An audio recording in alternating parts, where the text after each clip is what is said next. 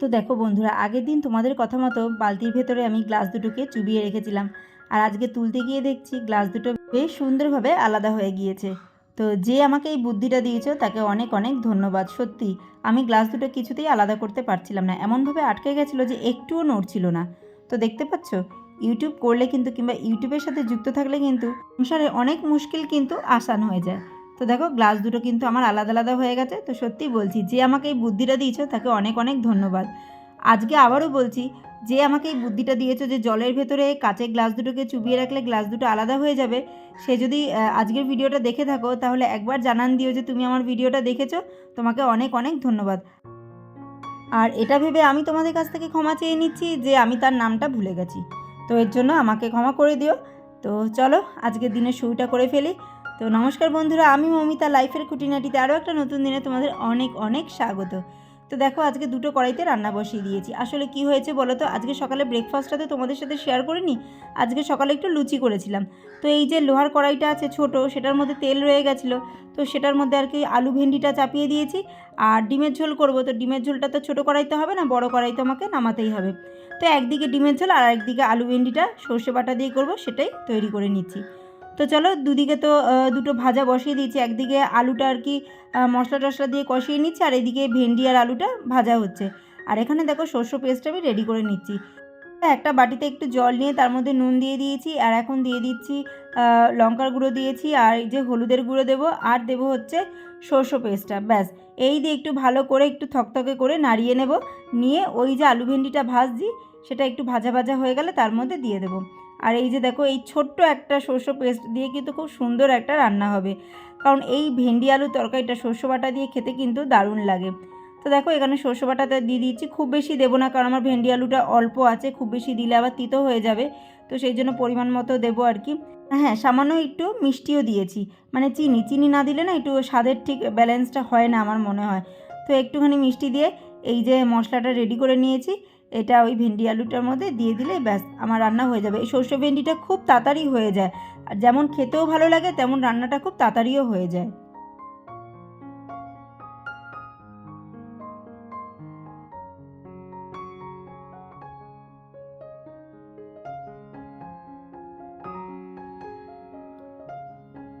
তো দেখো এইদিকে আমার ডিমের আলুটা কষানো হয়ে গেছে, ডিমগুলো দিয়ে দিলাম। ডিমগুলো দিয়ে একটু ভালো করে নাড়িয়ে চাড়িয়ে নিই। আর এইদিকে মশলাটা তো রেডি আছে, ওটাও দিয়ে দেবো। তো দুদিকে কড়াই চাপিয়ে রান্না করলে কিন্তু রান্নাটা অনেকটা তাড়াতাড়ি হয়ে যায়। কিন্তু রান্নার পরে একটা সমস্যা এটাই হচ্ছে, আমার তো কোনো হেল্পিং হ্যান্ড নেই। তো এই দুটো কড়াই আমাকে মাজতে হয়।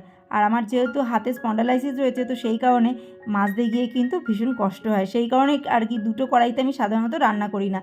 খুব দরকার না হলে হয়তো একটা কড়াই, এই যেমন আজকে ধরো নামানো রয়েছে, আরেকটা নামাতে হবে, কিংবা বাড়িতে লোকজন আসবে, তাড়াতাড়ি রান্নাবান্না করতে হবে, তো সেই হিসেব করে আর কি কড়াই দুটো নামানো হয়। তা না হলে ওই একটা কড়াইতেই রান্নাবান্না করি, কারণ মাজতে যে আমাকেই হবে।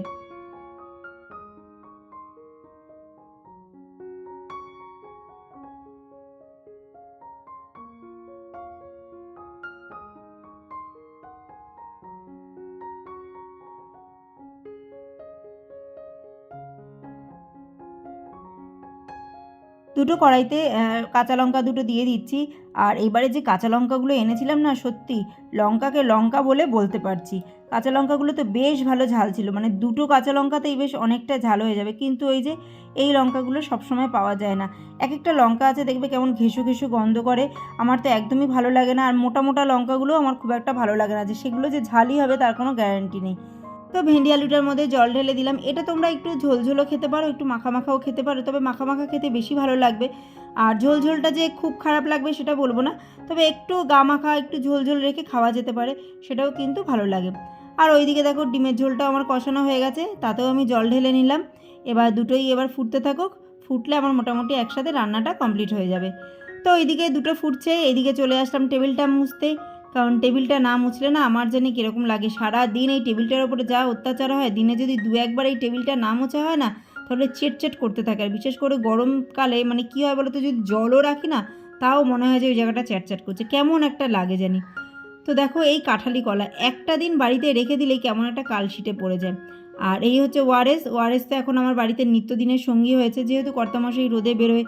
তো সেই কারণে না ওআরএস দুটো একটা পাতা আমার বাড়িতে আর কি সবসময় থাকে। আর বিশেষ করে গরমকালে তো আমি সবসময় ওআরএসটা কাছে রাখি। তো দেখো এই যে ভেন্ডি আলুর তরকারিটা কিন্তু আমি এরকম মাখা মাখা নামিয়েছি। তো এতটা মাখা মাখা না নামালেও কিন্তু তরকারিটা খেতে কিন্তু বেশ ভালো লাগে।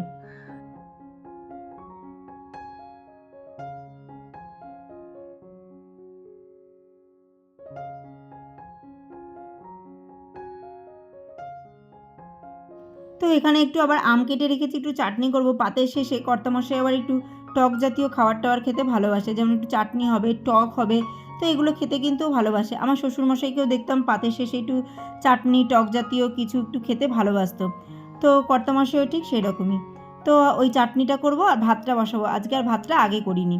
তো দেখো ডিমের ঝোলটা কিন্তু দারুণ হয়েছে। মানে আমি যখন ভয়েস দিচ্ছি তখনই দেখে মনে হচ্ছে যদি এক থালা ভাত পেতাম ডিমের ঝোলটা দিয়ে খাওয়া হয়ে যেত। তো যাই হোক, এখানে 5 ফোড়ন আর একটু শুকনো লঙ্কা ফোড়ন দিয়ে আমটাকে দিয়ে দিলাম, একটু ভালো করে একটু সাঁতলে নিই। সাঁতলে নুন হলুদ দিয়ে ফুটিয়ে নেব। একটু ফুটে আসলে তারপরে চিনি দিয়ে দেবো, ব্যাস হয়ে যাবে। চাটনি করতে আর কতক্ষণ লাগে আর কী বা লাগে, তাই না বলো? তবে এই সংসারে এসে কর্তামশাইয়ের সাথে থেকে থেকে পাতের শেষে চাটনি কিন্তু এখন আমারও ভালো লাগে। আগে কিন্তু খুব একটা আমি চাটনি খেতাম না। আমি এখনও কোনো অনুষ্ঠান বাড়িতে গেলে পাতের শেষে চাটনি খাই না, কিন্তু বাড়িতে বসে খাওয়া দাওয়া করলে তখন একটু পাতের শেষে চাটনি একটু আরাম করে খেতে ভালো লাগে। তো ওইদিকে আমার চাটনি হচ্ছে, ততক্ষণে ভাবলাম এদিকে বেসিনের বাসন কুসনগুলো ধুয়ে মেজে নিই। তো এইভাবেই আর কি কাজকর্ম করতে হয়। তোমরা তো অনেকেই দেখেছো যে কর্তামশাই বাড়ি থাকলে আমাকে অনেক সময় অনেক কাজেই হেল্প করে, কিন্তু ওর কাজে প্রেশার থাকলে তখন কিন্তু আর ও আমাকে হেল্প করতে পারে না।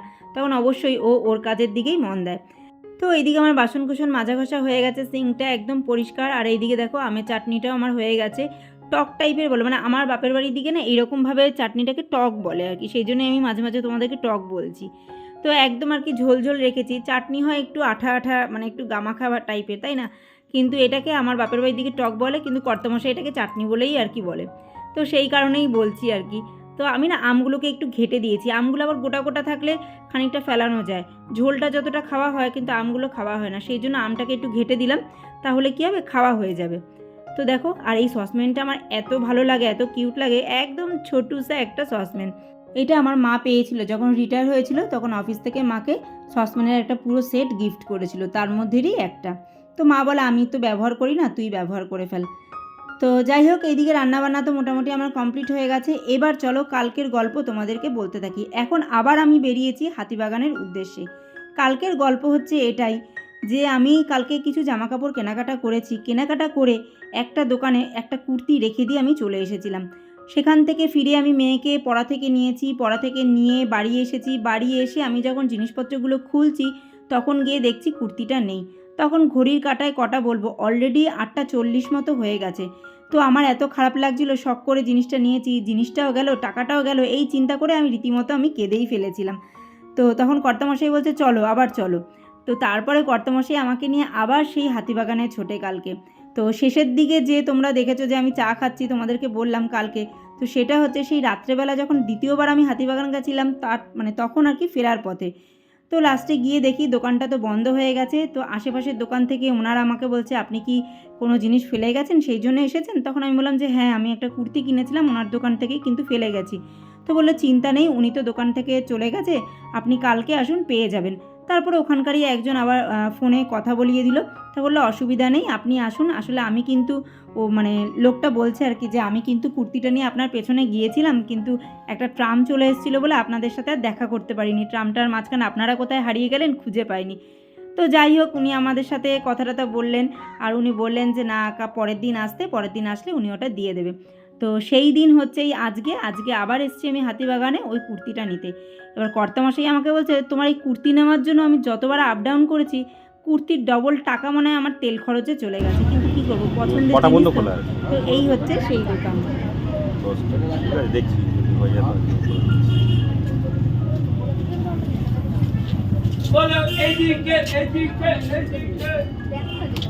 আপনার পড়া হলে জিনিসটা ঠিক লাগবে না, ওনার হলে ঠিক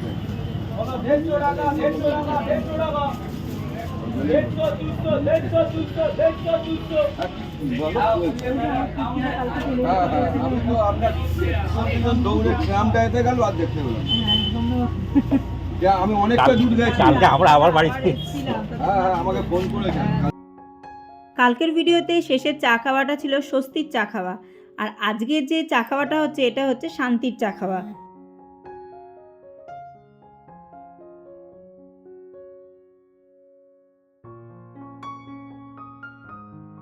তো এখন এখানে একটু দাঁড়িয়েছি চাউমিন নিতে।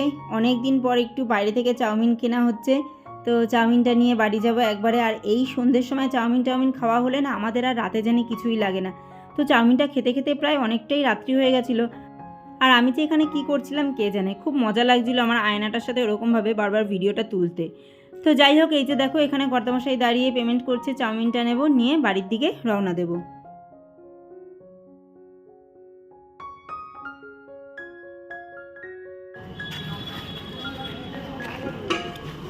আমি ধরবো নাকি? ওইটা ওইটা আমাকে দিয়ে দাও।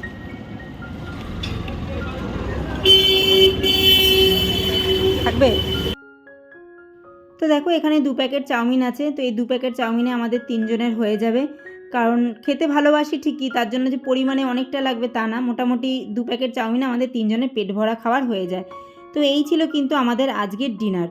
কারণ এই খাওয়া হলে তারপরে আর অন্য কিছু খাওয়ার মতো পেটে কোনো জায়গা থাকে না। সে আমার বলো, কর্তামশাইয়ের বলো, কিংবা মেয়ের বলো। এই জিনিসটা এখন বলবো না, প্রায় 6-7 বছর ধরে এই অভ্যেসটা আর কি হয়েছে যে সন্ধ্যের পরে একটু কিছু খেলে না রাতে আর খিদেই পায় না, খেতে ইচ্ছা করে না। কিন্তু একটা সময় ছিল জানো তো, যখন আমার নতুন নতুন বিয়ে হয়েছে, তখন হয়তো বাইরে থেকে কিছু খেয়ে আসতাম, শাশুড়ি ভাত বসিয়ে দিত, বলতে তো পারতাম না যে খেয়ে এসেছি, তাহলে বকাবকি করবে, বলবে যে ভাত বসিয়েছি তোরা বলিসনি কেন। তো সেই কারণে কি করতাম বলো তো, ওই চাউমিনটাও খেয়ে আসতাম আর ঠুসে ভাতটাও খেয়ে নিতাম। তখন একটা সময় ছিল সত্যি, মানে এখন যখন মনে করি না সেই সময়গুলো, তখন সত্যি কিছু কিছু মানে নিজের ভাবলে হাসি পায়, কিছু কিছু খারাপ লাগে, কিছু কিছু ভালো লাগে। একটা কথা কিন্তু সত্যি জানো তো, যে সময়টা চলে যায় সেই সময়টাই কিন্তু মানুষের ভালো সময়। মানুষ বলে না ভালো সময়ের অপেক্ষা করছি, ভালো সময়ের অপেক্ষা করছি, ওই যে বলে আচ্ছে দিন। আচ্ছে দিন কিন্তু তখনই, যেই দিনটা আমাদের চলে যাচ্ছে না সেই দিনটাই কিন্তু আমাদের ভালো সময়। সামনের দিনটা কি হবে না হবে আমরা কেউই জানি না। তো সেই জন্য এক এক সময় সত্যিই মনে হয় পুরোনো দিনগুলোই হয়তো ভালো ছিল।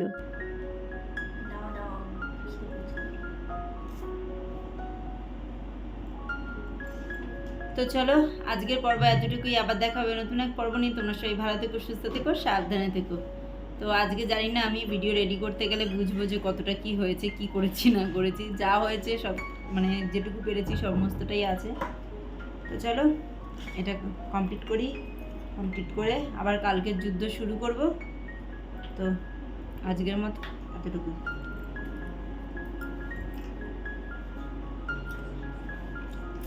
তুমি সস খাবে?